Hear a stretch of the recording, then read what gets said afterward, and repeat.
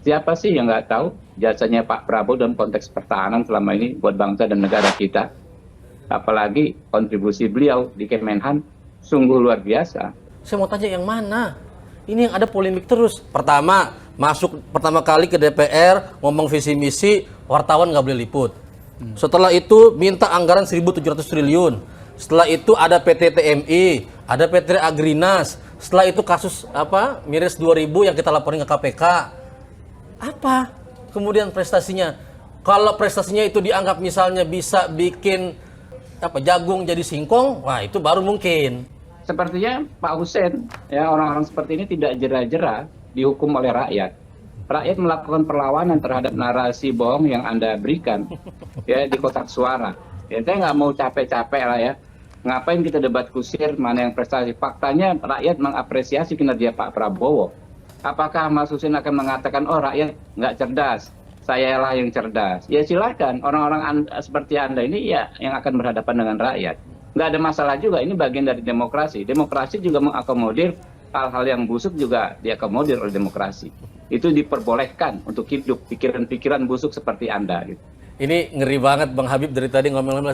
Saya sebetulnya merindungkan Bang Habib seperti ini. Di DPR misalnya, yang ngeri itu dia misalnya Bang Habib sekeras ini misalnya bertanya kepada Presiden, di mana kawan saya Wiji Tukul? Kan kawannya Bang Habib. Di mana kemudian anaknya Pak Yan Sihaan namanya Asep Ucok Munandar, jasadnya tidak ada, orangnya tidak kembali. Nggak galak dia kalau urusan begitu. Biar masyarakat sipil kritik, jadi, fitnah, kemudian dihukum. Saya mau ingatkan Bang Habib tahun 98 itu bekerja Bang Habib tahun 98 itu mendorong Pak Harto untuk turun. Padahal Pak Harto pada saat itu elektabilitasnya tinggi sekali. Semua rakyat bilang Pak Harto bagus kok. Tapi Bang Habib konsisten tahun-tahun itu bilang Pak Harto harus turun. Oh lain. Apakah Bang Habib waktu itu juga bilang tukang fitnah? Mungkin dia bilang dulu di tukang fitnah sama Pak Harto juga sama gengnya kali. Sekarang zaman Pak Harto, Bos. Gitu Bang, lain kali bisa lebih keras untuk minta tanya Wiji Tukul ada di mana. Kasihan anaknya Fajar Merah Bang, nanti bapaknya pulang. Kawan abang itu. Ya, paslon yang Anda cecar malah menang, gitu kan? Kawan abang itu Wiji Tukul, coba berani nggak Bang? Kalau nanti Gerindra kan di pemerintahan nih, coba cari Wiji Tukul Bang. Hanya untuk nafkahi keluargamu gitu loh. Maksudnya? Apa sih? Loh iya, Anda dapat pendapatan dari mana? Dari menjual perkara-perkara ini, gitu loh. Oke. Buktinya apa Bang? Jangan seperti itu. Nggak, buktinya mana? Ya jangan seperti itu. Anda bekerja. Bukan, ya, saya minta Anda sebagai wakil rakyat. Anda kan dapil Jakarta sebagai wakil rakyat. Coba dong teriak. Mana kawan saya Wiji Tukul, kan kawan Anda. Belum pulang sampai hari ini. Berani nggak? Pernah nggak Anda ngomong begitu? Nggak pernah. Giliran membela Prabowo, membela pemerintahan, Anda kencang sekali. Kenapa Anda seperti itu Bang? Saya mempertanyakan etik Bang Habibur Rahman mensejahterakan bangsa ini. Iya, kenapa nggak tanya teman abang Wiji Tukul nggak pulang sampai sekarang? Kan teman abang itu. Relevansi nanya ke Pak Prabowo. Ya karena Pak Prabowo dalam dokumen DKP itu dikatakan bahwa dia menculik. Kalau ada peristiwa penculikan yang lain, makanya orang seperti Anda ini hanya akan debat kusir. Saya nggak akan layani orang seperti Anda. Kita kulik down. Relevansi Anda tuh nggak ada harganya di mata rakyat. Sama kayak abang juga anggota DPR tapi nggak berani ngomong begitu. Itulah kemudian kita bilang juga anomali. Jokowi bilang bahwa dia berkomitmen untuk selesaikan pelanggaran HAM masa lalu. Justru malah kemudian melantik Prabowo Subianto terduga pelanggar HAM menjadi menteri dan bahkan diberikan gelar kehormatan. Ya, anomali kan menurut tukang fitnah seperti saudara Hussein ini, ya, penyebar kebencian dan kebohongan seperti Hussein ini. Tapi menurut rakyat nggak anomali. Ya. Terbukti upaya pegang data loh padahal Mas Habib ini nggak berhasil. Ya. Tidak berhasil. Kenapa? Rakyat memberikan apresiasi terhadap Prabowo. Itu dua hal yang berbeda, ya, Bang. Soal pemilu lah. Ini kita ngomong soal pangkat. Anda mau ngomong atau saya ngomong, Pak Hussein? Memang tukang fitnah tuh nggak punya adab, nggak punya akhlak. Silakan, Anda mau ngomong silakan. Ya, silakan, Mas Habib dilanjutkan. Enggak, Pak Hussein yang tidak punya akhlak itu mau bicara silakan. Saya dengar saja. Silakan yang paling punya akhlak paling abang emang. Lanjut aja Bang. Iya, ya jadi gini. Kalau anomali menurut orang yang tidak punya akhlak, ya orang yang suka menyebar fitnah, menyebarkan kebencian, ya silakan boleh kok. demokrasi kita juga tidak mendiskriminasi orang-orang seperti itu. Boleh bicara. Buat abang mantan aktivis yang paling berakhlak ya, berani nggak ngomong ke SBY, ya, kemudian ke Subagio Hadi Siswono, Fahrul Rozi, Yusuf Kartanegara, Agung Gumelar, Ari J. Kumaat bahwa dia melakukan fitnah? Saya dasarnya ini, saya nggak nambah-nambahin, nggak kurang-kurangin. Dasarnya hasil penyelidikan DKP. Silakan, berani nggak ngomong Bang Habibur Rahman di TV ini? Kalau kemudian Pak SBY saja misalnya kan jadi kawan sekarang nih, berani nggak ngomong sama SBY kalau SBY fitnah? Jangan orang masyarakat sipil dibilang ini fitnah sana fitnah sini, kalau ini ada datanya, ini ada putusan Kepres. Ya silakan saja orang berasumsi, tinggalkan dibuktikan. Ya. Kami tidak dalam posisi juga di Kemenhan, ya. Ada atau tidak ada lobby mana saya tahu. Yang jelas kalau Anda mengaitkan misalnya Pak Prabowo dengan DKP. DKP itu Anda baca nggak putusan DKP? DKP itu bukan lembaga peradilan, ya. Bukan kuasi peradilan atau lembaga setengah peradilan. Lalu sifat putusannya apa? Tidak final dan mengikat. Sifat putusannya itu rekomendasi. Secara substansi putusan DKP memberhentikan dengan hormat dengan mengucapkan terima kasih terhadap pengabdian Pak Letnan Jenderal TNI Prabowo Subianto atas pengabdiannya selama menjadi anggota Tentara Nasional Indonesia. Yang memberhentikan Prabowo itu bukan DKP, tapi Presiden langsung melalui keputusan Presiden nomor 62 tahun 98 yang tanda tangan itu B.J. Habibie waktu itu. Berdasarkan apa? Berdasarkan hasil daripada penelusuran dari Dewan Kehormatan Perwira. Ini bukan badan yang kaleng-kaleng. Ini badan yang memang dibentuk secara serius untuk menelusuri apa-apa saja nih yang kira-kira Prabowo lakukan, kesalahan apa. Dan kemudian misalnya dia menemukan bahwa Prabowo memerintahkan anggota Satgas Mawar, Satgas Merpati untuk kemudian melakukan penculikan aktivis-aktivis tahun 97, tahun 98. Ya. Kalau mau lebih luas misalnya dikaitkan lagi dengan tudingan, ya, penghilangan paksa. Ada banyak fakta hukum yang kita selalu sampaikan bahwa nggak ada kaitan sama sekali penghilangan paksa dengan Pak Prabowo. Kasus misalnya penculikan yang melibatkan tim Mawar, tidak ada keterangan, tidak ada satu alat bukti pun dengan Pak Prabowo. Kemudian keputusan Presiden, ya, keputusan Presiden Pak B.J. Habibie juga memberhentikan dengan hormat.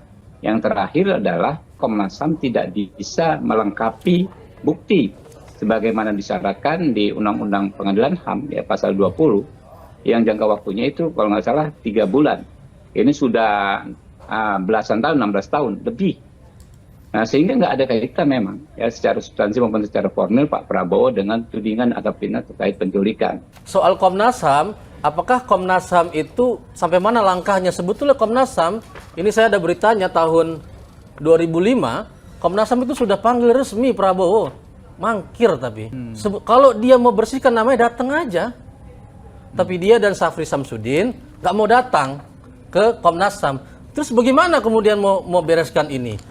Kemudian 2005 itu ada rekomendasi dari DPR untuk kemudian membentuk peradilan HAM ad hoc tahun 2009 sebelum pemilu. Merekomendasikan pemerintah untuk mengungkap kasus ini secara terang benderang. Dilalahnya setelah itu Partai Gerindra masuk parlemen, kemudian konstelasi politik berubah. Akhirnya sampai sekarang ya tentu saja tidak ada peradilan HAM ad hoc. Nama Prabowo Subianto selalu hangat diperbincangkan di dunia militer. Prabowo menempuh pendidikan dan jenjang karir militer selama 24 tahun sebelum berkecimpung dalam dunia bisnis, politik, dan pemerintahan. Semua bermula pada tahun 1976. Prabowo mengawali karir militer di TNI Angkatan Darat sebagai seorang Letnan II setelah lulus dari Akademi Militer di Magelang, Jawa Tengah. Dari tahun 1976 sampai 1985, Prabowo bertugas di Komando Pasukan Sandi Yuda atau Kopas Sanda, yang pada saat itu merupakan pasukan khusus Angkatan Darat. Salah satu tugas pertamanya sebagai komandan peleton pada grup 1 atau para komando yang menjadi bagian dari pasukan operasi Nanggala di Timur Timur. Prabowo menjadi salah satu komandan peleton termuda dalam operasi. Dia memiliki peran yang besar dalam memimpin sebuah misi penangkapan terhadap Nicolau dos Reis Lobato, yang merupakan pemimpin Fretilin yang saat operasi Seroja menjabat sebagai Perdana Menteri. Tahun 1985, Prabowo menjadi Wakil Komandan Batalion Infanteri Lintas Utara 328. Tahun 1991, Prabowo menjabat sebagai Kepala Staf Brigade Infanteri Lintas Udara 17 yang bermarkas di Cijantung. Tahun 1993, Prabowo kembali ke pasukan khusus yang kini diberi nama Komando Pasukan Khusus atau Kopassus. Prabowo diangkat menjadi Komandan Grup 3 Sandi Yuda, yaitu salah satu komandan kontra insurgensi Kopassus. Seterusnya, Prabowo menjabat sebagai Wakil Komandan Komando di bawah kepimpinan Brigadir Jenderal Agung Gumelar dan Brigadir Jenderal Subagio Hadi Siswoyo. Pada Desember 1995, Prabowo diangkat sebagai Komandan Jenderal Kopassus dengan pangkat Mayor Jenderal. Salah satu tugas pertamanya adalah operasi pembebasan Sandra Mapenduma. Tanggal 20 Oktober 1998, Prabowo diangkat menjadi Panglima Komando Cadangan Strategis Angkatan Darat dengan jabatan yang pernah disandang ayah mertuanya, yakni Soeharto. Di sini Prabowo membawahi sekitar 11.000 pasukan cadangan ABRI.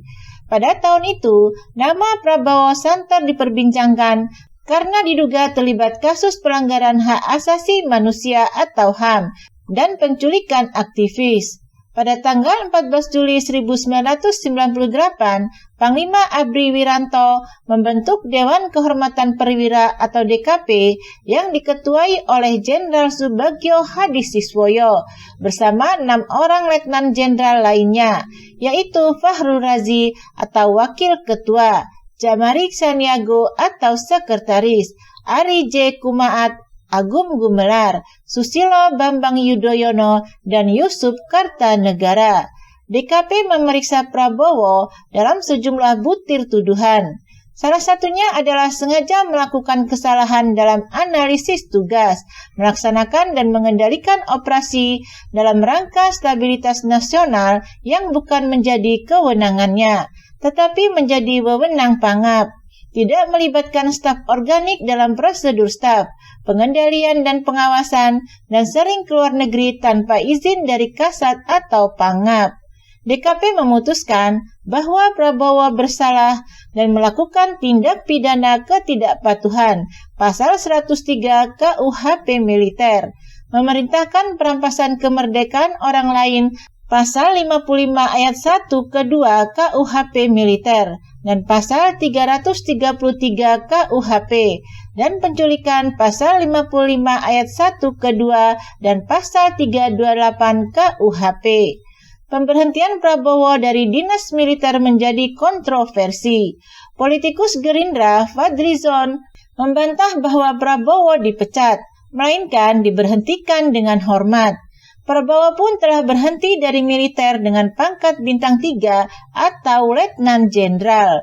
Setelah itu, Prabowo aktif membangun bisnis hingga terjun ke politik. Ia mendirikan partai politik bernama Gerakan Indonesia Raya atau Gerindra, hingga berulang kali ikut dalam kontestasi pemilihan presiden.